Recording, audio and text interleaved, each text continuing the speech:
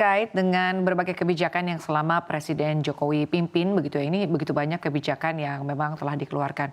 Jika ternyata nanti artinya benar bahwa paslon nomor urut 2 Prabowo Subianto dan Gibran Rakabuming ini benar-benar menjadi presiden kita, sebetulnya kebijakan apa lagi yang mungkin perlu diperbaiki yang memang ini adalah kebijakan diharapkan oleh para pelaku pasar, para investor atau mungkin para pelaku ekonomi. Bu Telisa, silakan.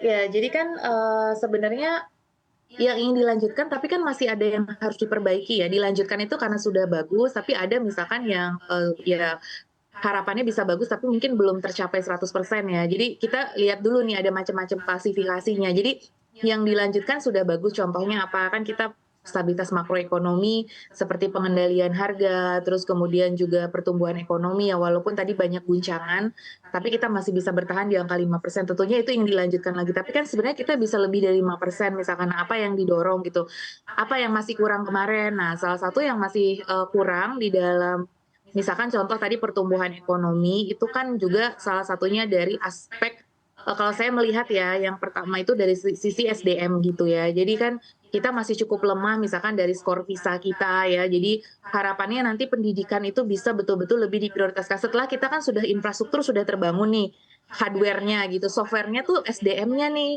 Seperti tadi mau digitalisasi, hilirisasi, tapi kalau SDM-nya belum siap kan itu juga nggak akan bisa mendorong pertumbuhan ekonomi. Jadi kalau menurut saya sekarang fokus ke SDM-nya, SDM kemarin tentunya sudah, tapi perlu lebih dilipat gandakan lagi atau dilipat tigakan lagi. Jadi SDM-nya nih, maksudnya pemberian beasiswa untuk kita, kalau tidak salah paslon nomor 2 beliau pernah menyampaikan juga akan lebih ke STEM ya. STEM itu kan seperti India ya. Jadi sekolah-sekolah teknologi, engineering, mekanik, matematik gitu itu akan lebih ditingkatkan lagi.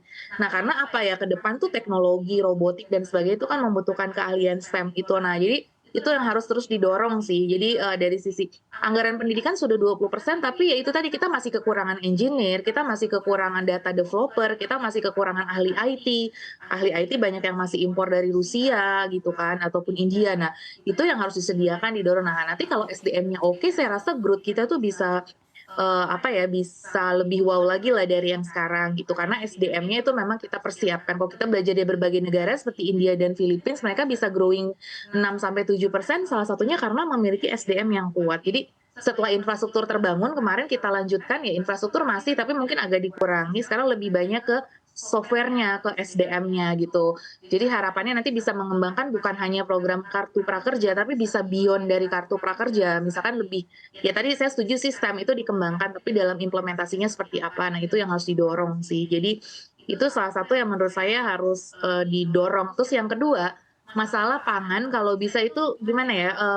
Ini kita berulang kali ya masalah pangan ya, yang seperti terjadi sekarang kelangkaan beras kayak gitu. Kemarin minyak goreng. Maksudnya rakyat ini harus betul-betul diperhatikan dari sisi ketersediaan. Sekarang sudah ada badan-badan yang mengatur ya, terkait pangan, terkait stabilisasi harga, tapi tetap saja kelangkaan ini selalu terjadi gitu. Nah, ini yang mungkin harus dibicarakan dengan para pengusaha terutama ya, karena kan para pengusaha juga tentunya ingin suatu environment yang bagus juga. Nah, kita pengen, ada juga bagaimana kesadaran bersama ya untuk rakyat ini ketersediaan bahan pokok tuh jangan sampai kita kurang ya gitu. Nah, sementara ini kan kita pengen swasembada ya arahnya kemarin kan kalau dari penyampaiannya. Nah, setidaknya, tahap pertama tuh ketahanan pangannya dulu harus kita bangun gitu. Jadi, narasi-narasi seperti kelangkaan beras itu harusnya udah apa ya, udah berkurang lah karena kan kita mau negara startup tapi kok di satu sisi masih bahas pangan secara dominan ya, masih kelangkaannya masih di seputar-seputar itu. Jadi kayak maju mundur gitu. Kita udah ngomongin teknologi 5.0, tapi kemudian pangan aja yang dasar